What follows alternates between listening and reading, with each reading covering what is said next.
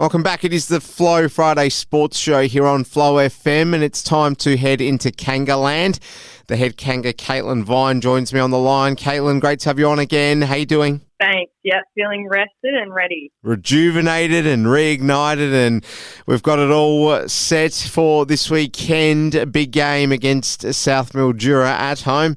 But before we talk about that, Caitlin, let's just quickly address the under-15 Sunraysia side. They've tasted some success, and they'll be going to the big smoke as a result of their success. So tell us more. Yeah, while most of the Orient netballers were having a rest on the weekend, one of our lucky under-15s, Maggie Smith, represented our club and the Sunraysia League in the tournament in Bendigo.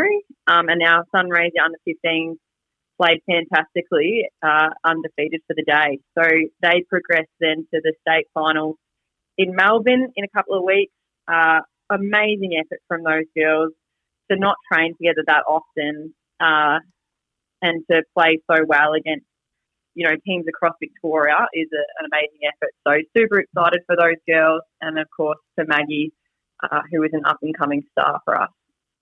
There we have it. Well, before we get into taking a look at your game coming up tomorrow, Caitlin, let's take a look at the results from last weekend. Were there any that really stood out for you? We had a number of games, so just let us know whether any of the A-grade games last weekend caught your eye or not.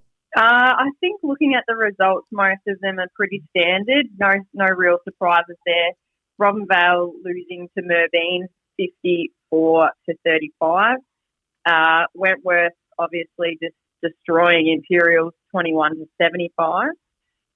Redcliffe looked like they put up a bit of a fight but weren't strong enough against Irimpool. So Irimpool winning 40-25. And then probably the game of the round was Mildura versus South Mildura.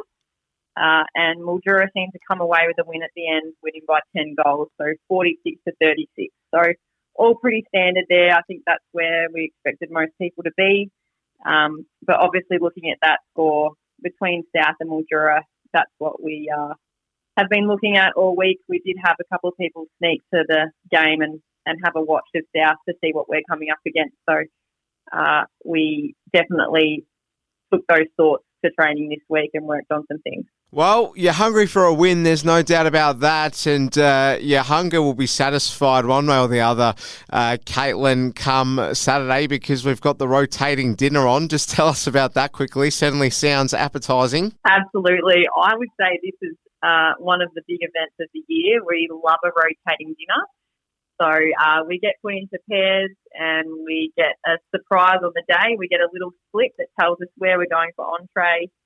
We mingle through entree and then we get surprised with a new place for main. So rotating around the town to different people's houses for a lovely meal and then finishing up at one of our sponsors at the Own Club. So always a really fun night filled with lots of food and fun. Really looking forward to that, but trying not to think about it too much, trying to get our game faces on for the day ahead. Fair enough. I'd find that hard personally with this being on, but you're hungry for that win. So just firstly tell us, what's the week been like as far as training goes? You did say off air it was a fairly rainy week, so just fill us in on those details. Yeah, it always seems to rain on a Thursday or a Saturday in the Mallee, which is very frustrating for our training, but we were lucky enough to get on the indoor courts this week so that we didn't miss any opportunities to train. So really, really happy with our progress, especially during training. We're having great numbers,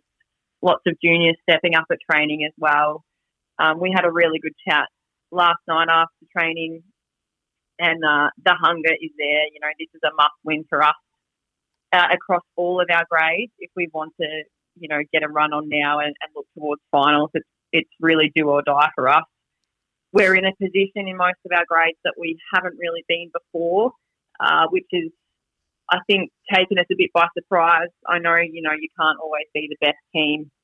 We obviously always strive to be, but we know that we are better than this and we can play better netball. So our coach, Kyra, really gave us that serious talk yesterday and really encouraged us to pull everything that we've got for this week in order to secure that win. Very interesting stuff. So, grand finalists in 2022, you're now staring down the barrel of what's been a pretty bad run. So, I gather there that what you're saying is everyone's putting a lot of internal pressure on themselves, and this really is almost a grand final of its own for you girls, Caitlin. Absolutely, yeah. This is final fever almost for us. It's nerve-wracking, but it's definitely lit a spark in us. I can say that I'm just so proud of the girls and how they're training, especially those who've stepped up from lower grades in the past. I think that their efforts have been absolutely sensational. Their drive on and off the court to improve their fitness and their skills is very admirable. So I know that our whole club is eager, and we've got all the things that we need to win. I think a lot of it now is just our headspace and our eagerness, our hunger, I guess, for that win. All right, well, give us the scouting report, South Mildura.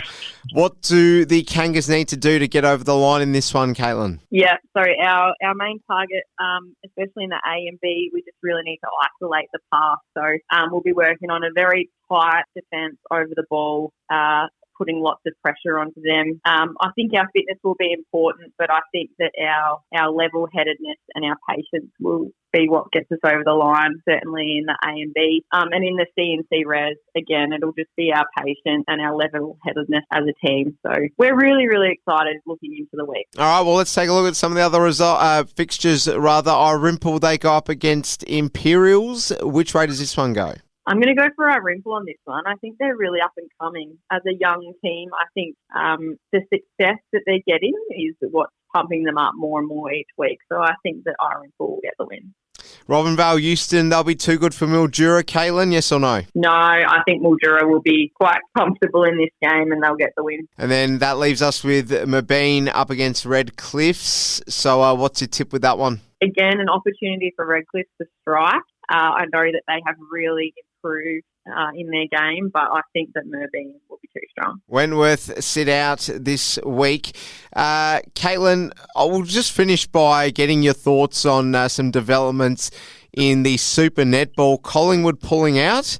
I don't know if you're a Pies fan or not. You're probably not, but probably not the greatest bit of news for the game overall. Did it take you by surprise? Yeah, this is a really interesting development. I haven't read too much into it, but looking at Netball Victoria's statement, it seems like it's quite a heavy blow, especially for Victoria. I know that netball is a huge part of Victoria's culture, and we want to have a couple of teams in there to represent our netball and show our strengths. Obviously, the Vixens have been strong again this year, and it shows that we do have the talent, whether it was just a club issue rather than the talent, I'm not too sure. I haven't looked into it too much. But, yeah, very interesting, and it'll be interesting to see how that affects everything else down the line with people that get selected into state teams and looked at for that Suncorp netball. Watch this space. Yeah, that was going to be my next question. So just looking at the the pathways and the tier system. So does that sort of cut out some of the pathways for players, such as people like yourself who have come through Owen United and, clearly are talented enough to catch the eye of selectors when they come, or however the talent ID is sort of formulated? I mean, just sort of give us a bit of a spill on that. Yeah, again, I'm no expert on this, but I know that when we send people to tournaments, so for example, we've taken our best netballers and put them in a Sunraysia club, Sunraysia team, like Maggie Smith. They've then gone to Bendigo. The winners of that, there'll be selectors at places like that. Then they go to Melbourne, and if there's selectors there, then they look at getting them into an early program where they run, different lots of netball. And I'm not too sure how many teams are sort of below